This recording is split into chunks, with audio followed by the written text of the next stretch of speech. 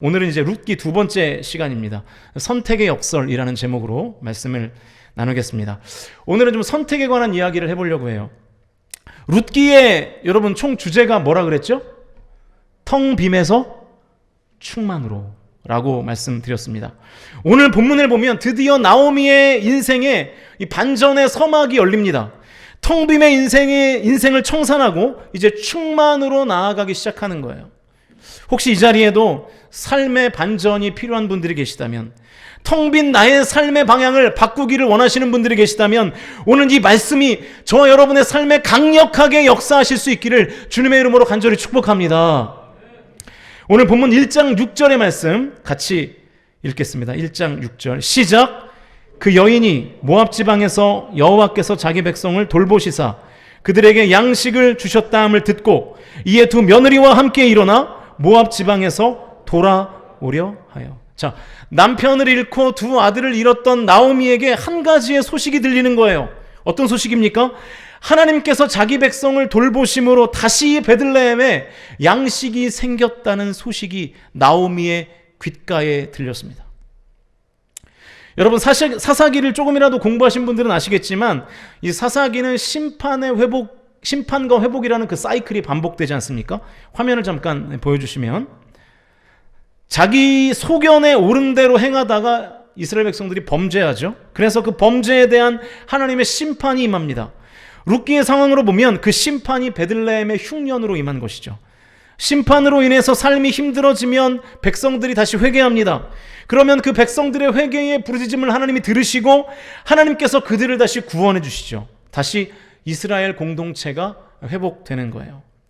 룻기가 사사기의 어느 연대인지는 정확하게 모르겠지만 아무튼 이러한 사이클을 거쳐서 하나님께서 이스라엘 백성들을 구원하심으로 베들레헴에 다시 이른 비와 늦은 비가 내리게 되었고 결국 그래서 그곳에 양식이 다시 생겼습니다.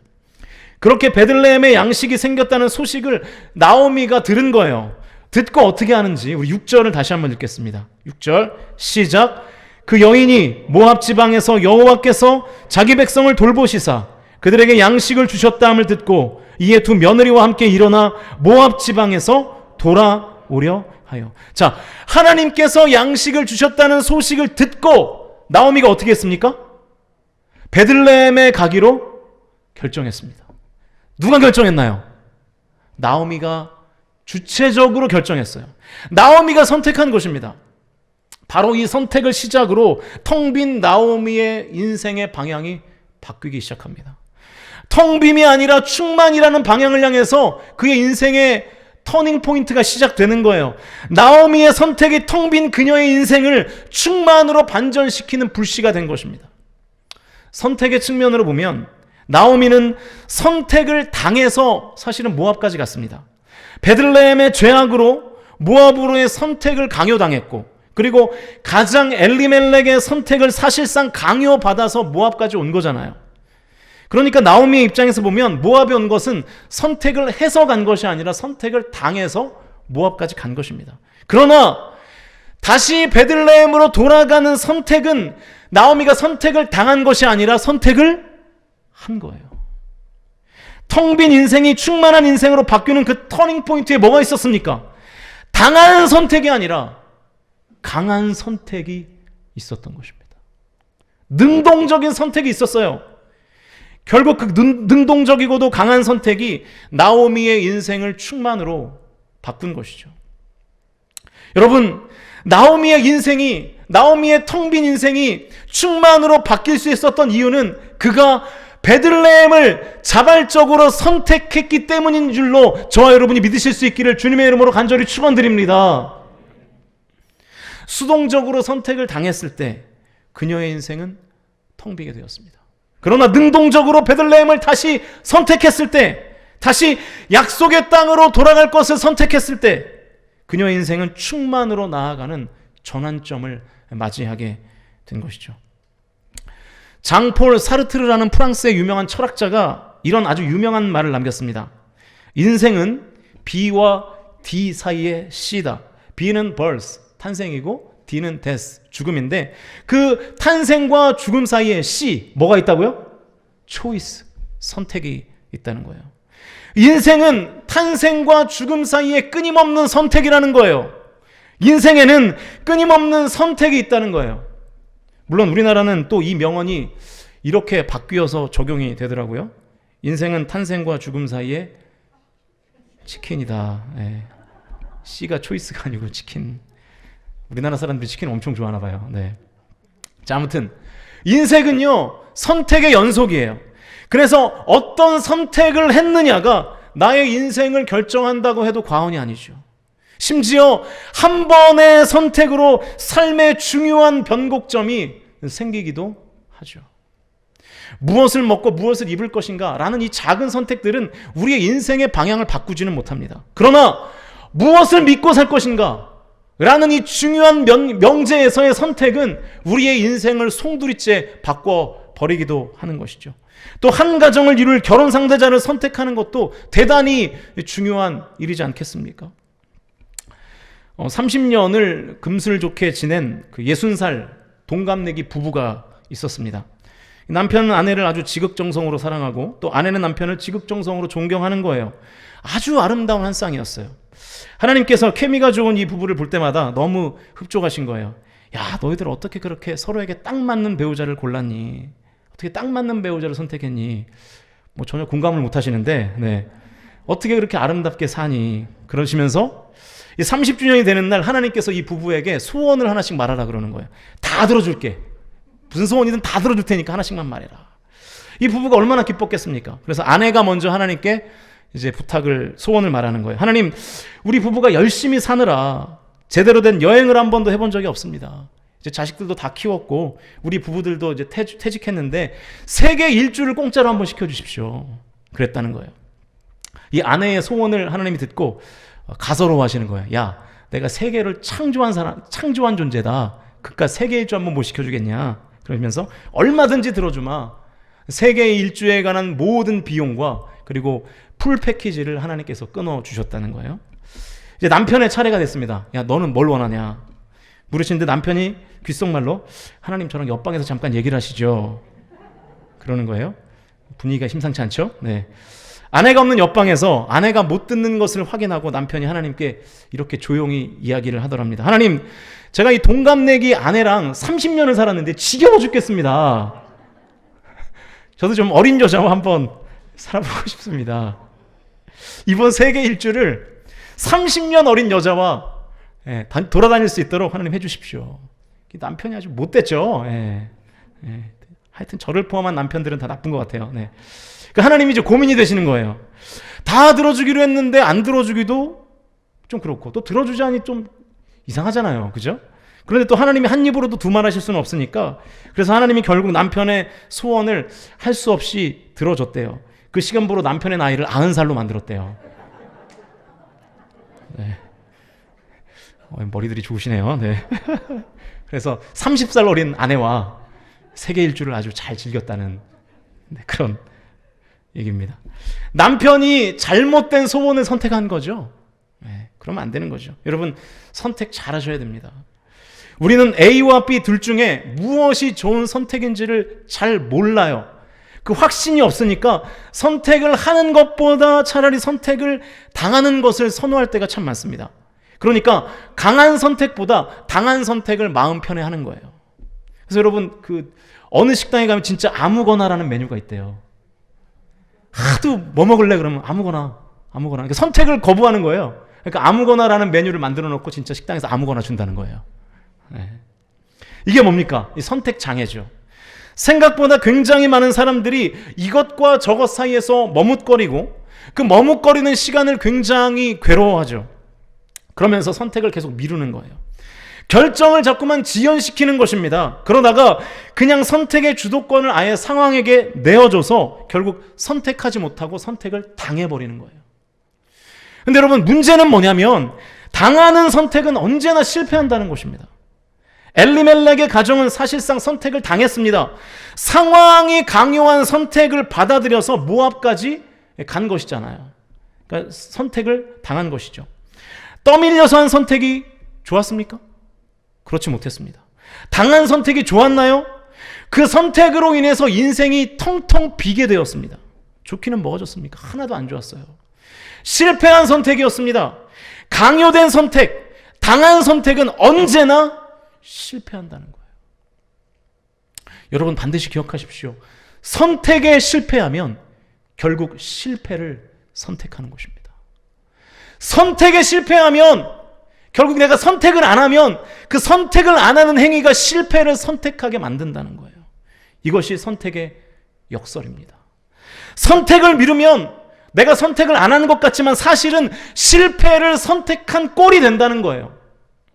내가 주도적으로 선택하지 않고 선택을 미뤄서 선택당하는 것 자체가 실패를 선택한 꼴이 되어버리는 것이죠. 여러분, 그러므로 성공적인 선택은, 그리고 성경적인 선택은 당하는 선택이 아니라 하는 선택입니다. 선택의 역설의 함정에 빠지지 않는 것입니다. 주도적으로 선택해서 실패를 선택하지 않는 것이죠. 주도적으로 선택하는 것이 왜 중요할까요?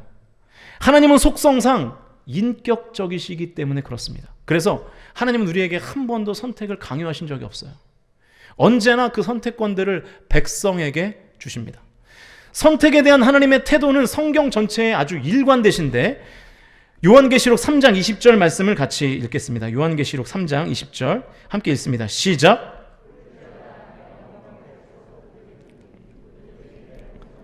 문을 열면 내가 그에게로 들어가 그와 더불어 먹고 그는 나와 더불어 먹으리라. 자, 여러분, 문을 여는 주체가 누군가요?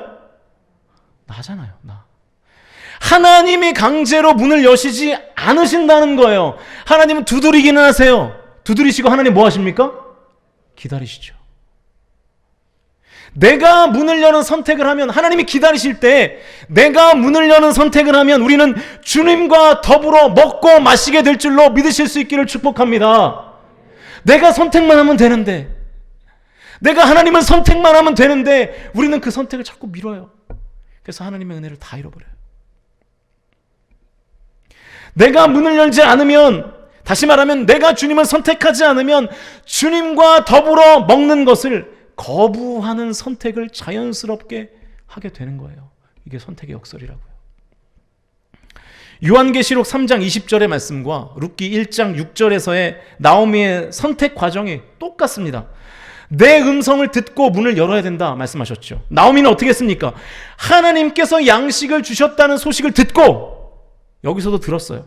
그리고 돌아가기를 선택하잖아요. 텅 빔을 충만이라는 반전으로 이끄는 그 첫 단추가 뭔지 아십니까? 자발적으로 내가 하나님을 선택하는 거예요. 자발성을 가지고 내가 하나님을 선택하는 거예요. 하나님을 선택하는 것에 실패하여 하나님의 충만에 실패하는 선택을 하는 것이 아니라 내가 하나님을 적극적으로 선택하는 것입니다. 돌아가기를 선택하는 거예요. 하나님이 가지고 계시는 좋은 것은 언제나 내가 자발적으로 하나님을 선택할 때 그 하나님의 좋은 것이 내 것이 되는 줄로 믿으실 수 있기를 축복합니다. 반대로 선택을 유보하면, 하나님은 막 은혜를 주시려고 하는데 그 선택을 유보하면, 그 은혜를 유보하면 하나님이 가지고 계시는 좋은 많은 것들이 내 것이 될 수가 없습니다. 그러므로 선택의 자발성을 가지셔야 합니다. 내가 자발성을 가지지 못하고 선택을 미루면 하나님이 주실 수 있는 수많은 것들은 다 그림의 떡이 되어버립니다. 여러분, 우리의 신앙생활이 마치 이와 같지 않습니까? 교회는 다니는데 내가 하나님 안에서 무언가를 선택해야 될 때 그 선택을 다 미루는 거예요. 그래서 하나님이 좋은 것을 주시려고 문 앞에 서서 기다리다가 결국 다시 돌아가 버리시는 것이죠. 여러분, 지금 뭘 망설이고 계십니까? 망설이면서 어떤 선택도 하지 못하고 선택 장애에 사로잡혀 계십니까? 그래서 또 선택의 역설이라는 함정에 또 빠지시겠습니까? 이번에도 또 선택에 실패하여 실패를 선택하시겠습니까? 이번에도 또 텅 빈 채로 그냥 그렇게 살아가시겠습니까? 이번에도 주님을 선택하지 못하고 영혼의 허기에서 벗어나지 못한 채로 그렇게 사시겠습니까? 오늘 저와 여러분이 주님을 자발적으로 기꺼이 선택하는 은혜와 믿음이 임하기를 주님의 이름으로 간절히 축원합니다. 그래서 주님과 더불어 먹는 그 충만함이 저와 여러분의 삶 가운데 가득하기를 주님의 이름으로 간절히 축원드립니다.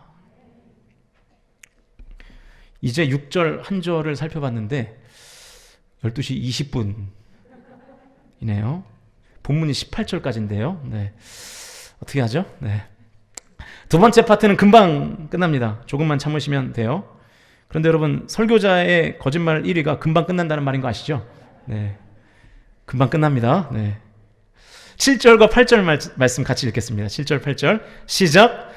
있던 곳에서 나오고 두 며느리도 그와 함께하여 유다 땅으로 돌아오려고 길을 가다가 나오미가 두 며느리에게 이르되 너희는 각기 너희 어머니의 집으로 돌아가라. 너희가 죽은 자들과 나를 선대한 것 같이 여호와께서 너희를 선대하시기를 원하며. 자, 선택을 당하여 인생이 텅 비었던 나오미가 이번에는 선택을 당하지 않고 자발적으로 여호와 하나님을 선택했습니다. 그래서 두 며느리 이 오르바와 룻과 함께 베들레헴으로 가는 길이었는데 나오미가 다시 며느리들에게 너희들은 돌아가라 그러는 거예요. 가는 길이었는데 대체 이게 무슨 상황일까요? 같이 출발해서 가는 도중에 왜 나오미는 두 며느리에게 돌아가라고 말했을까요? 6절에서 듣고라는 동사와 돌아오다라는 동사를 보면 3인칭 단수로 되어 있습니다. 이게 무슨 뜻이냐면 나오미만 주도적으로 선택을 한 거예요. 그리고 나머지 두 며느리는 아직 입장 정리가 되지 않은 거예요. 입장 정리가 되지 않은 채 그냥 시어머니가 가니까 따라가고 있었던 것입니다. 시어머니가 앞장서니까 따라 나서긴 했는데 아직 본인들은 자발적으로 베들레헴 행을 선택하지 못한 상태였던 것이죠. 그래서 이것을 눈치챈 나오미가 가다가 멈춰서서 너희들은 그냥 어머님의 집에 돌아가라 이렇게 좀 권면을 하는 것이죠. 여러분, 이 어머니의 집에 돌아가라는 나오미의 말에 어떤 뉘앙스가 있는 것 같으세요? 이런 것 같으세요? 야, 며느라기야, 가. 이런 못마땅한 투였을까요? 우리 이런 건 주로 이제 권사님들 잘하시니까 권사님들이 한번 대답해 보십시오. 어떠십니까? 못마땅한 투였을 것 같으십니까? 제가 볼 때 이 땅에서 영원히 풀리지 않는 관계가 두 개가 있는데 하나는 한일 관계고 또 하나는 이 시어머니와 며느리의 관계가 아닌가 그런 생각이 듭니다. 아무리 사이가 좋아도 서로 뭔가 불편한 게 있죠. 네. 또 저희 가정 떠올리지 마십시오. 네, 그냥 일반적인 얘기하는 겁니다. 네. 그래서 이런 말들이 실제로 있잖아요. 시어머니는 그 며느리의 몇 자도 싫어가지고 멸우치를 안 드신다면서요. 그리고 또 며느리들은 시어머니의 시자도 안 싫어서 시금치를 안 먹고. 예. 그리고 이 크리스찬 며느리들은 성경 통독을 하다가 시편이 나오면 그냥 넘어간다는 거예요. 예. 시자 싫어가지고. 예. 다시 정신을 차리고 자, 성경으로 돌아가서 나오미가 정말 약간 못마땅한 투로 며느리에게 돌아가라고 했을까요? 그게 아닙니다. 8절을 다시 한번 보세요. 8절 읽습니다. 시작. 나오미가 두 며느리에게 이르되 너희는 각기 너희 어머니의 집으로 돌아가라. 너희가 죽은 자들과 나를 선대한 것 같이 여호와께서 너희를 선대하시기를 원하면. 자, 여기 선대라는 표현이 반복되고 있는데 이 선대에 해당하는 히브리어가 헤세드입니다. 헤세드, 하나님의 인애, 룻기의 주제라고 말하는 헤세드. 나오미는 진심으로 하나님의 인애가 두 며느리에게 있기를 바라는 마음으로 축복하면서 돌아가도 괜찮다고 말하고 있는 거예요. 계속해서 10절인데요. 시작. 나오미에게 이르되 아니니이다. 우리는 어머니와 함께 어머니의 백성에게로 돌아가겠나이다 하는지라. 10절에서는 이 오르바와 룻이 모두 어머니를 따라가겠다고 말합니다. 그러자 나오미가 다시 진지하게 권면합니다. 그게 11절에서 13절까지의 내용인데 정리하면 나를 따라가도 너희들에게 남편이 없을 가능성이 많다. 그러니까 돌아가라. 가서 새 남편을 찾아봐라. 이렇게 나오미가 아주 현실적으로 충고를 해요. 계속해서 14절인데요. 읽습니다. 시작. 그들이 소리를 높여 다시 울더니 오르바는 그의 시어머니에게 입맞추되 룻은 그를 붙쫓았더라. 나오미의 이 현실적인 이야기를 듣고 오르바는 고향으로 다시 돌아가기를 결정합니다. 그러니까 오르바는 내심 마음속에 그 모압에 남고 싶은 마음이 있었던 것이죠.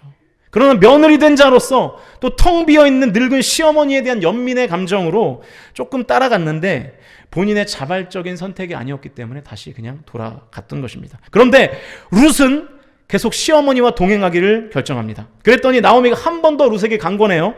야, 너 동서도 갔으니까 너도 가. 괜찮아. 나 괜찮아. 그러니까 룻이 아주 담대하게 이렇게 말합니다. 16절과 17절 말씀 같이 읽겠습니다. 시작.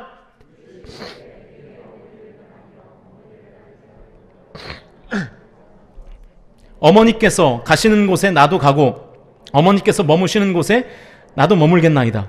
어머니의 백성이 나의 백성이 되고 어머니의 하나님이 나의 하나님이 되시리니 어머니께서 죽으시는 곳에서 나도 죽어 거기 묻힐 것이라. 만일 내가 죽는 일 외에 어머니를 떠나면 여호와께서 내게 벌을 내리시고 더 내리시기를 원하나이다 하는지라. 자, 중요한 부분이 여기인데요. 어머니의 백성이 나의 백성이 되고 어머니의 하나님이 나의 하나님입니다. 내가 어머니를 떠나면 여호와께서 내게 벌을 내리셔도 좋습니다. 이게 무슨 뜻일까요? 더 이상 어머니만의 백성이 아닙니다. 나의 백성이기도 합니다. 더 이상 어머니만의 하나님이 아닙니다. 나의 하나님이시기도 합니다. 나의 하나님께서 내게 벌을 내리셔도 내가 달게 받겠습니다. 룻의 이 말은 베들레헴에 가는 것을 누가 선택했다는 뜻입니까?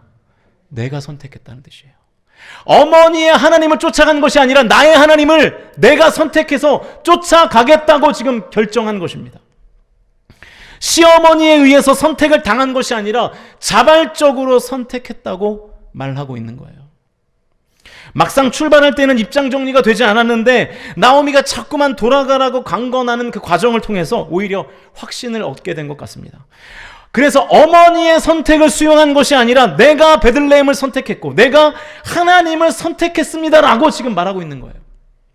그래서 18절을 보면 나오미가 더 이상 돌아가라는 말을 하지 않습니다.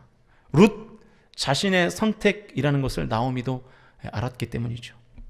근데 여러분, 재밌는 것은 이 룻의 선택이 험난함이 예정된 선택이었다는 거예요. 그리고 나오미에게도 결코 득이 될 수 없는 선택이었다는 거예요. 갑자기 이게 무슨 얘기죠? 제가 좀 전에 하나님을 자발적으로 선택하는 것은 텅 빔에서 충만으로 가는 반전의 시작이라는 말씀을 드렸는데, 그러면 이 앞과 뒤의 메시지가 충돌하는 거잖아요.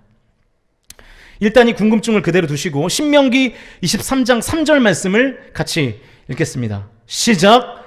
암몬 사람과 모압 사람은 여호와의 총회에 들어오지 못하리니 그들에게 속한 자는 10대뿐 아니라 영원히 여호와의 총회에 들어오지 못하리라. 자, 여기서 말하는 총회는 쉽게 설명하면 예배라고 생각하시면 돼요.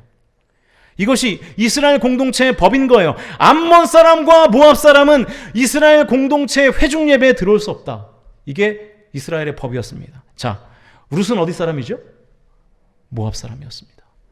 룻이 예배를 드릴 수 있나요, 없나요? 못 드려요. 베들레헴으로 가면 룻은 무조건 배척당하게 되어 있습니다. 그리고 모압 사람을 며느리로 삼은 나오미도 베들레헴 사람들에게 손가락질 받지 않았겠어요? 저 이방 여인을 며느리로 얻어가지고 굉장히 현실적인 문제가 발생하는 거예요. 나오미도 그렇고 룻도 그렇고 진심으로 자발적으로 하나님을 선택했는데 배척이라는 현실이 기다리고 있는 것입니다. 왜 배척당해야 됩니까? 제가 오늘 말씀드린 첫 번째 메시지가 맞다 그러면 오히려 충만해져야 되죠. 그런데 여러분, 우리의 삶이 그렇지 않나요? 믿음을 결단하고 하나님을 선택하고 살아가는 모든 삶에 다 충만이 있습니까? 그야말로 만사 형통이 되든가요? 믿음으로 하는 모든 일마다 다 성공하든가요? 그렇진 않죠.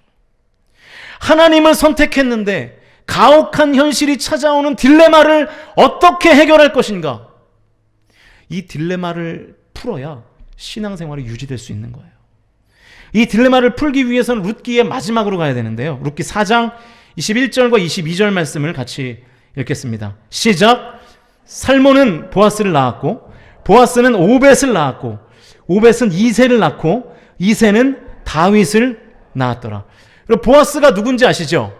보아스가 누굽니까? 그렇죠. 장차 룻의 남편이 될 사람이잖아요. 그런데 그 보아스가 오벳을 낳았고 그 오벳이 이새를 낳았고 그 이새가 다윗을 낳았다는 거예요. 성경이 왜 굳이 룻기를 이렇게 족보로 마무리하고 있을까요?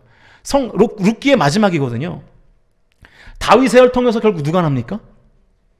예수 그리스도가 나죠. 예수님이 탄생하시잖아요. 여호와의 총회에 들어올 수 없었던 룻의 그 선택이, 그래서 예배에도 참여할 수 없었던 그 룻의 선택이 예배의 주인이신 예수 그리스도의 조상이 되는 선택이 되었던 것입니다. 할렐루야! 하나님을 선택하면 이 땅에서 손해를 보고 피해를 본다는 생각이 성도의 머릿속에는 아주 깊이 박혀 있죠. 솔직히 그러시죠? 그래서 주님을 선택하지도 못하고, 그렇다고 세상도 선택하지 못하는 선택 장애의 그 상태에서 우리가 살아가고 있잖아요. 예수님도 세상에서는 우리가 환난을 당한다고 말씀하셨으니까 사실일지 모르겠어요. 그러나 예수님은 이 땅에서 우리가 환난을 당한다고 말씀하셨으나 환난을 끊임없이 계속 결국 마지막까지 당한다 이렇게 말씀하신 적은 없습니다. 오히려 성경은 믿음을 선택할 때 이런 일이 일어날 것이라고 분명하게 선언하죠. 제가 정말 너무 사랑하고 굳게 믿는 말씀인데요, 우리 요한일서 5장 4절 말씀을 같이 큰 목소리로 읽겠습니다. 시작! 무릇 하나님께로부터 난 자마다 세상을 이기느니라. 세상을 이기는 승리는 이것이니 우리의 믿음이니라. 할렐루야! 하나님을 선택하면, 믿음을 선택하면 결국 세상을 이기게 될 줄로 믿습니다. 당장 세상을 이기지는 못한다 할지라도 결국 세상을 이기게 하는 것, 그것이 바로 믿음이에요. 저와 여러분이 자발적으로 하나님을 선택하여, 자발적으로 믿음을 선택하여 결국 세상을 이기실 수 있기를 주님의 이름으로 간절히 축복합니다. 겨자씨의 비유가 무엇을 증거하나요? 여러분, 누룩의 비유가 무슨 뜻입니까? 겨자씨 작은 것 같은데 결국에는 커진다는 뜻 아니에요? 누룩이 밀가루를 이기지 못하는 것 같으나 결국에는 누룩이 밀가루를 변화시킨다는 내용 아닙니까? 우리가 진정으로 주님을 선택하고 우리가 진정으로 믿음으로 살면 작은 것 같으나 큰 인생이 될 줄로 믿습니다. 지는 것 같으나 이기는 인생이 될 줄로 믿으실 수 있기를 주님의 이름으로 축복합니다. 이제 말씀을 정리합니다. 그러므로 선택은 기회입니다. Choice is chance. 우리가 주님을 선택할 때 텅 빈 나의 인생을 충만하게 채울 기회가 찾아오는 거예요. 주님을 선택하지 않고 선택을 유보해서 또 충만해질 기회를 놓치시겠습니까? 여러분, 삶에 찾아오는 다양한 선택의 기로에서 도망치지 마세요. 유보하지 마세요. 모든 순간에 담대하게 하나님을 선택하십시오. 선택에 실패하는 것은 실패를 선택하는 것이라는 사실을 기억하십시오. 믿음을 선택하면 손해본다는 편견을 쳐부셔야 합니다. 믿음을 선택하면 손해보는 것이 아니라 손해보는 것 같으나 결국에는 승리합니다. 오늘 저와 여러분이 입으로 이 믿음의 선포를 하실 수 있기를 주님의 이름으로 간절히 부탁드립니다. 로마서 8장 28절 말씀을 확실하게 믿읍시다. 이 말씀을 선포하시고 마치겠습니다. 읽습니다. 시작! 우리가 알거니와 하나님을 사랑하는 자 곧 그의 뜻대로 부르심을 입은 자들에게는 모든 것이 합력하여 선을 이루느니라. 할렐루야! 이것이 성도의 삶입니다. 믿으십니까? 선택을 유보하여 실패를 선택하는 선택의 역설이라는 함정에서 빠져나오셔야 돼요. 내가 하나님을 선택하여 하나님을 사랑하는 자가 되면 결국 이 땅에서도 모든 것이 합력하여 선으로 바뀌게 될 줄로 믿습니다. 저와 여러분이 언제나 하나님을 선택하고 언제나 믿음을 선택하여 우리를 충만케 하시는, 결국 우리를 충만케 하시는 하나님의 충만하심을 다 경험하실 수 있기를 주님의 이름으로 간절히 축원드립니다.